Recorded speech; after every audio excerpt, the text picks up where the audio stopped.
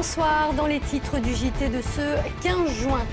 Fin de garde à vue pour Bafétim Bigomis et Yohan Benalouane. Les deux joueurs ont été présentés aujourd'hui devant le juge d'instruction. J-3 avant l'épreuve de philo, direction le lycée Jean Perrin dans le 9e arrondissement où on se prépare à accueillir les lycéens. Enfin, 200 personnes au dîner en blanc, un repas qui se veut spontané et une 4e édition lyonnaise qui s'est déroulée place de la République. L'audition chez le juge d'instruction s'est terminée en fin d'après-midi. Durant plusieurs heures, Bafétim Bigomis et Yohan Benalouane ont dû à nouveau s'expliquer sur cette soirée au cours de laquelle une femme de 38 ans aurait été violée. Des accusations que les deux joueurs continuent de nier. Benoît d'Autriche revient sur les derniers éléments dans cette affaire. La garde à vue de Bafétim Bigomis et Yohan Benalouane aura duré 48 heures. Les deux footballeurs ont été confrontés à leurs victimes présumées au commissariat du 3e arrondissement. Ils ont aussi été longuement entendus par les enquêteurs. Et ce soir, ils nient toujours en bloc le viol dont ils sont accusés. Monsieur Gomis continue, à mon sens avec pertinence, à protester de son innocence face aux faits dont il est accusé. Et ce sera pour l'instant ma seule déclaration. Je réserverai mes explications au magistrat instructeur. Je vous remercie.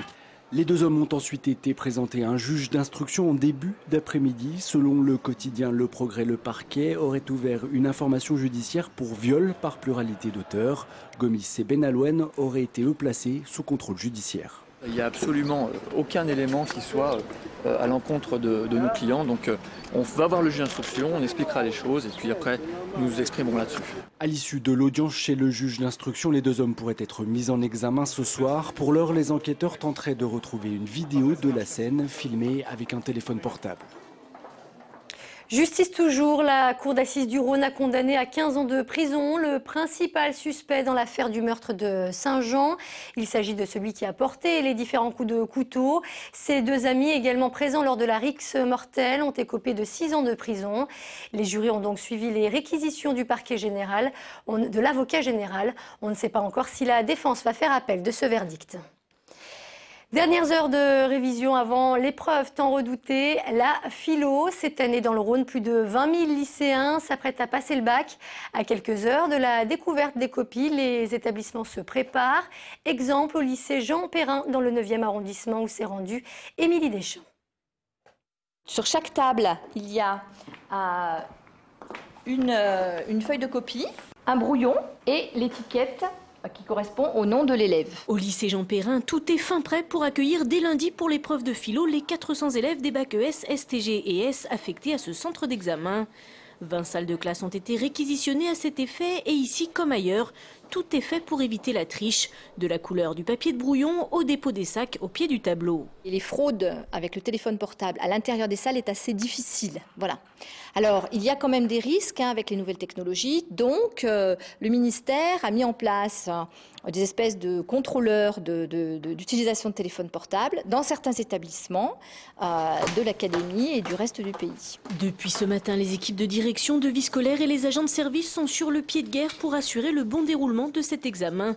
Mais à 3 jours du début des épreuves, le stress monte du côté des équipes éducatives, mais surtout des candidats loin d'être prêts comme les salles de classe. On doit travailler jusqu'au soir, on dort plus. Non, vraiment, moi je me couche à 3 h, je me réveille à 8 h le matin pour venir ici.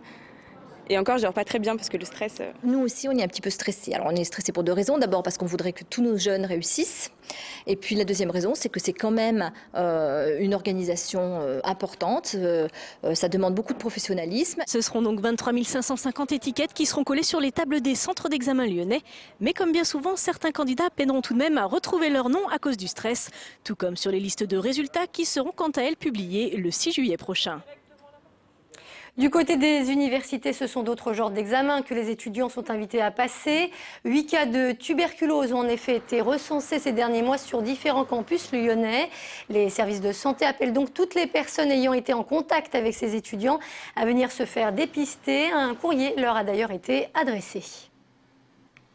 La tuberculose est toujours d'actualité, et notamment dans le département du Rhône, avec notamment l'inquiétude par rapport à la recrudescence de cas de tuberculose chez des étudiants qui viennent de pays à forte endémie tuberculeuse, l'Afrique noire, la Chine, l'Europe de l'Est par exemple. Les étudiants qui ont reçu ce courrier ne se sont pas inquiétés et ont bien pris conscience de l'intérêt de se faire dépister dans nos centres.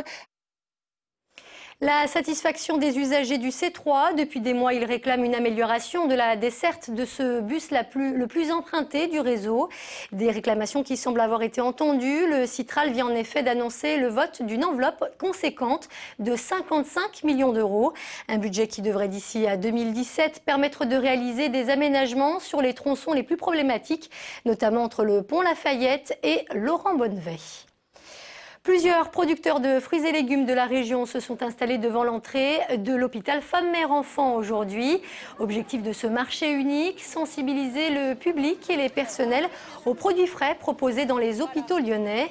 Chaque jour, ce sont 20 000 repas qui sont ainsi servis dans les HCL. Ça part d'une idée simple. Tout le monde parle du développement durable. C'est quand même beaucoup plus efficace d'essayer d'en faire un peu, tous, chacun à nos niveaux différents. Et là, l'idée, c'est d'arriver à fournir à nos patients et à nos salariés, tous les jours, 40% de produits frais locaux en fruits et légumes. 200 personnes, toutes habillées en blanc et attablées place de la République. C'est cette scène pour le moins étonnante qu'ont pu voir les badauds se promenant en centre-ville hier soir. Ce repas spontané à la manière d'une flash mob était organisé pour la 4e année à Lyon, grâce surtout aux bouches à oreille. Les précisions d'Emmanuel Lebon. Le lieu a été dévoilé quelques heures seulement avant le dîner et c'est finalement place de la République que le 4e dîner en blanc lyonnais s'est tenu hier soir. Au programme, tenue et nappe blanche, couvert en argent et un bon sens de l'organisation. Des tables, d'autres qui ont ramené des couverts, après voilà, le salé, le sucré, les bouteilles, voilà, on s'est tous accordés pour passer une bonne soirée. Comment ça s'est organisé ? Eh ben, un petit mail. Et puis, et puis une bonne équipe. Ces dîners chics existent depuis 1988 à Paris. Le principe, pouvoir dîner dans les plus beaux endroits de la ville. À Lyon, le concept trouve forcément ses adeptes. On est entre copains, on retrouve des gens qu'on ne connaît pas, on est bien, on est détendu, il fait beau. Pourquoi se poser de questions ?